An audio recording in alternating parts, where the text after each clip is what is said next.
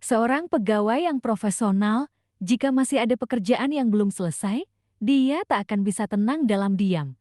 Dimensi apapun akan dia lalui demi menyelesaikan pekerjaan terakhirnya.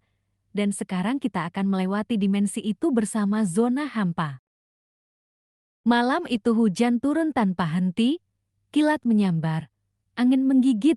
Di sebuah kantor bank yang sepi, seorang pegawai baru bernama Rakuti duduk sendirian, lembur menyelesaikan dokumen ekspor-impor yang menumpuk. Rakuti baru sebulan bekerja. Dia ditempatkan di bagian ekspor-impor menggantikan pegawai lama yang baru saja resign. Menjelang akhir tahun, pekerjaan menumpuk. Supervisornya Ibu Gayatri memintanya lembur malam itu. Nanti malam saya dan Pitaloka dari cabang Pasar Gandaria akan membantumu biar cepat selesai. Jangan sampai nasabah kecewa karena layanan kita lambat, kata Ibu Gayatri. Sore harinya, Rakuti pulang ke rumah sebentar. Setelah maghrib, dia kembali ke kantor, membawa camilan teman menyelesaikan tugas. Hampir 1 jam berlalu, pesan dari Bu Gayatri masuk katanya terjebak macet. Tapi setelah 2 jam, mereka tak kunjung datang. Rakuti mencoba menghubungi Bu Gayatri lewat pesan WhatsApp maupun telepon, tapi tidak ada jawaban. Sedangkan Pitaloka dia belum kenal, Jati tidak tahu nomor ponselnya. Hujan makin deras, petir menyambar-nyambar bergemuruh di langit. Tiba-tiba, listrik padam, ruangan menjadi gelap dan dingin. Suasana mendadak hening dan sepi. Rakuti menghidupkan senter HP-nya. Tiba-tiba saja hatinya gelisah, seolah ada sesuatu yang ikut memperhatikannya. Tak lama, lampu menyala kembali, samar terdengar deru suara diesel di luar. Rakuti merasa lega. Ah, untunglah Satpam sudah menghidupkan diesel, pikir Rakuti. Tiba-tiba angin dingin berhembus masuk ruangan membuat udara di ruang kerjanya semakin dingin. Saat Rakuti menoleh, seorang perempuan sudah berdiri di belakangnya. Rakuti terkejut, perempuan itu cantik tapi penampilannya terlihat jadul. Dia mengenakan celana jeans, kaos putih, dan rompi. Rambut syagi dengan kalung coker hitam melingkar di leher jenjangnya. Wajahnya dimakeup bergaya gothic. Hai, aku Mentari. Maaf terlambat. Aku akan bantu mengerjakan dokumen ini. Gadis itu menjabat tangannya.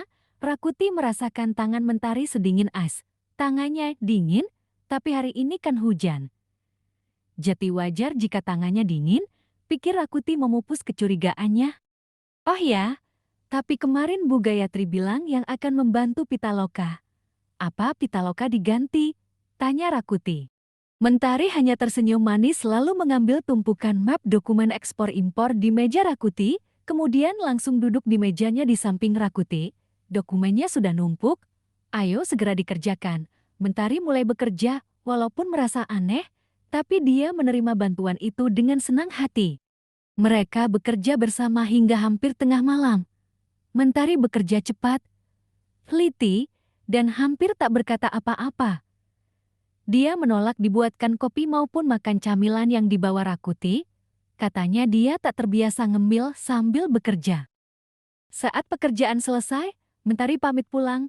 Rakuti menawarkan untuk mengantarnya pulang tapi Mentari menolak. Kalau lembur malam aku biasa pulang sendiri naik taksi. Nggak apa-apa kok, jangan khawatir.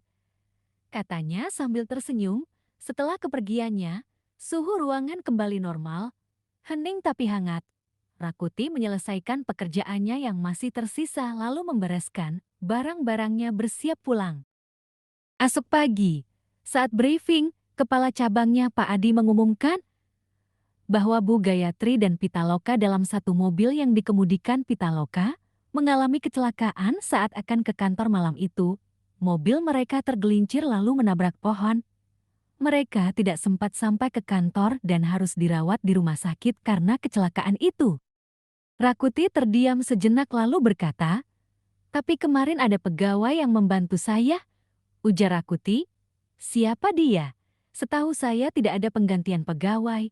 Pak Adi tampak bingung. Ketika Rakuti menyebut nama Mentari, Pak Adi dan rekan-rekan kerjanya yang senior mendadak kebingungan. Wajah mereka memucat. Rakuti, Mentari sudah meninggal. Dia pegawai di sini 27 tahun yang lalu. Dulu meja kerjanya ada di sebelahmu, ungkap Pak Adi. Maksudnya bagaimana, Pak? Tanya Rakuti dengan suara bergetar. Pada tahun 1998, di tanggal dan hari yang sama dengan kemarin, saat pulang lembur, Mentari dirampok oleh sopir taksi yang ternyata bekerja sama dengan begal. Begal itu bersembunyi di bagasi belakang mobil. Saat ditemukan, dia sudah tak bernyawa, tubuhnya dibuang di pinggir jalan. Tak ada yang tahu karena saat itu hujan lebat, tutur Pak Adi. Rakuti tak mampu berkata-kata. Dia menoleh ke meja di sebelahnya. Meja itu penuh tumpukan kotak kertas dan map, tapi saat menoleh ke samping, dalam pantulan kaca jendela, dia melihat Mentari berdiri. Tersenyum lembut, melambaikan tangan dengan kalung koka hitam di lehernya yang terluka. Mentari menatapnya dengan sepasang mata hitam yang tak mungkin dia lupakan seumur hidupnya. Namanya Mentari, tapi malam itu dia bukan membawa terang, melainkan bayangan dari masa lalu yang belum selesai.